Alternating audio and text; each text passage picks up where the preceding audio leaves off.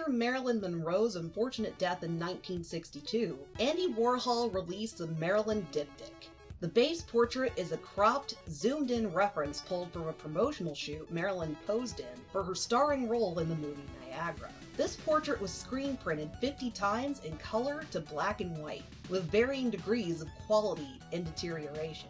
Warhol's intention was to marry commercial art and celebrity culture with the kind of worship and devotional imagery found in churches and Christian art. The Marilyn diptych takes part of its inspiration from classic triptychs, multi-panel works depicting religious scenes and figures. Where classic triptychs were made to endorse and deepen someone's faith in God, the Marilyn diptych was commentary on celebrity worship and how celebrities could and were placed on pedestals similarly to religious figures. The portrait repetition mirrored how often Marilyn was typecast as a dumb blonde in movie roles.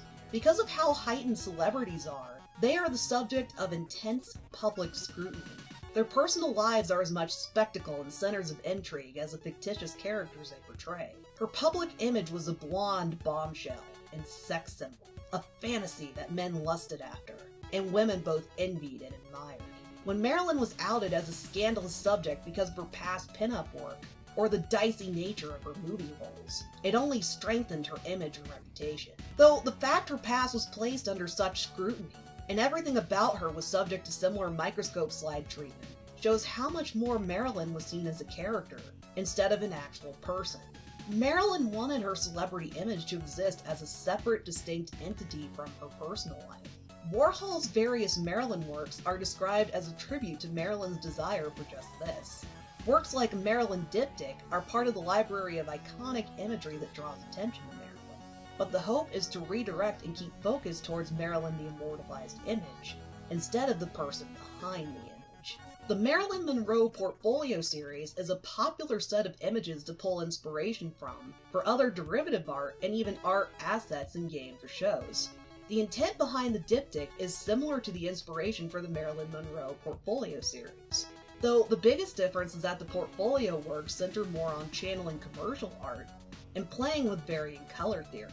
Each of the works can stand separately as an individual piece because of how the dramatically different color schemes can change the mood or theming of the portrait. These weren't made as a deliberate, cohesive whole like the diptych.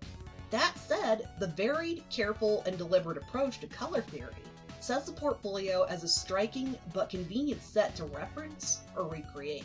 In The Sims 2, the endgame Bella Goth pop art piece Untitled draws inspiration from the Marilyn Portfolio series. Not only is the endgame art named after one of the Marilyn portraits, Untitled features a magazine-posed and smiling series of Bella Goth in 9 different color variations. Bella Goth has become an unofficial mascot for the Sims series ever since The Sims 2. In the original Sims, Bella, her husband Mortimer, and their daughter Cassandra were inspired by the classic, kooky, creepy, and lovable Addams family. They share the Addams' love for gothic and the macabre. They dress in darker colors and live in a Victorian-flavored mansion next to a prominent graveyard. Most people are also familiar with Gomez and Morticia as a pair of hopeless romantics. Gomez peppers Morticia with shameless flirts and kisses. One of the iconic scenes in the 90s theatrical movies features a series of champagne corks popping off as Gomez dips and deeply kisses his wife. To an extent, Mortimer and Bella are supposed to recapture or echo Gomez and Morticia. Player success in recreating this are varied because of the finicky mood and intensive needs micromanaging Sims requires. If players can kick off successful romantic interactions between Sims, one of the kiss options is Passionate, which features a tender embrace and dramatic music swell. This isn't directly related to Mortimer and Bella, but it isn't a stretch that these two might perform these interactions autonomously on a community lot. After The Sims, Mortimer and Bella's relationship becomes muddy. Where Mortimer and Bella could be seen as a do-not-separate unit before, Bella easily overshadows Mortimer or the other Goths as a notable figure in her own right. In the PSP spin-off for Sims 2, Bella confides in the player that she only married her husband for the money, and was in the process of running away from him, period. In the mainline Sims 2 for PC, Bella has mysteriously disappeared, In-game breadcrumbs point towards alien abduction, potential meddling from Bella's freshly introduced sister-in-law that has convenient family ties with aliens, and Bella's prominent feature in the art for the paranormal-flavored and Area 51-inspired neighborhood, Strangetown. Game devs wrote an official Q&A with the Bella in Strangetown on the unfortunately retired Sims 2 site. This Q&A was dropping further breadcrumbs about nefarious actors trying to use her as a means to get to Mortimer's neon green life-extending potion. There's no direct confirmation as to the why behind Bella's abduction, let alone concrete details on what happened after. Everything is a series of vague hints, pieces that the player strings together for their own personal soap opera. Overall, Bella's disappearance is something that has fascinated and enraptured players for years. There are still people writing stories, speculating, and drumming up theories about her 20 years later. In-game, Bella is portrayed as a beloved and highly charismatic socialite. She's a local celebrity. Artists are so enchanted by her that she has several pieces of in-universe art and sculpture modeled after and made in tribute to her specifically. Placing Bella as a subject for an art piece inspired by Warhol's Marilyn Monroe portraits is a stroke of genius. Bella is an iconic, larger-than-life figure among her in-universe admirers, and Sims enthusiasts alike.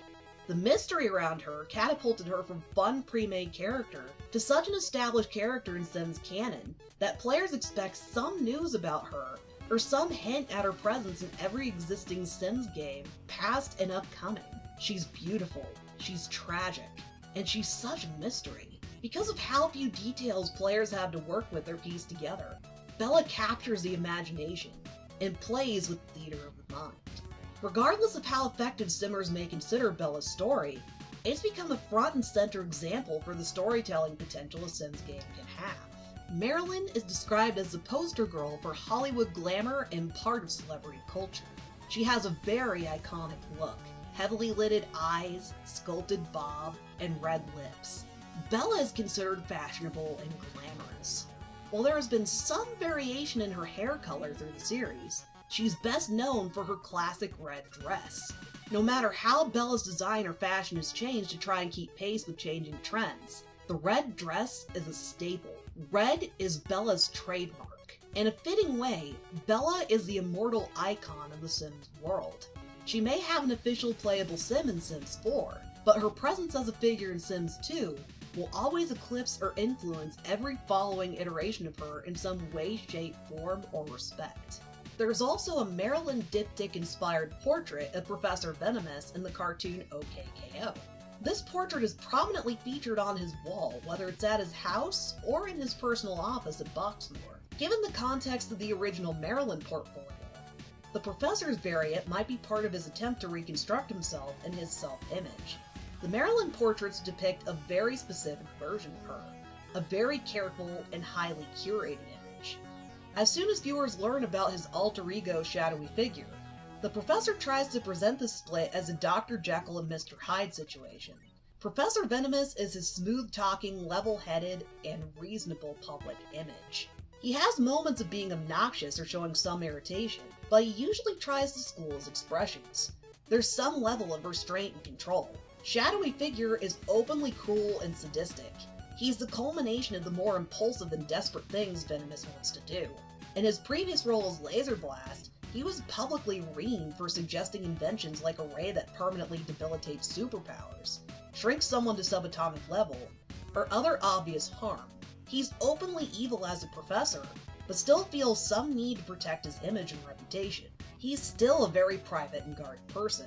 At the very least, the increased secrecy as Shadowy Figure is an extra layer to make it harder to trace anything Venomous related back to Laser Blast and reveal his big secret. Narrative ties aside, the Professor's portrait is also an interesting parallel to some of the art direction choices around him. Marilyn Monroe was considered a sex symbol. As Laser Blast, he was called the hot hero in a newspaper headline for his obituary. Otherwise, the Professor was given an elevatorized treatment from Lord Boxman. That scene can be argued as a point-of-view camera that similarly applied to Boxman from Venomous's perspective, and again applied in a ship bait scene between Enid and Red Action.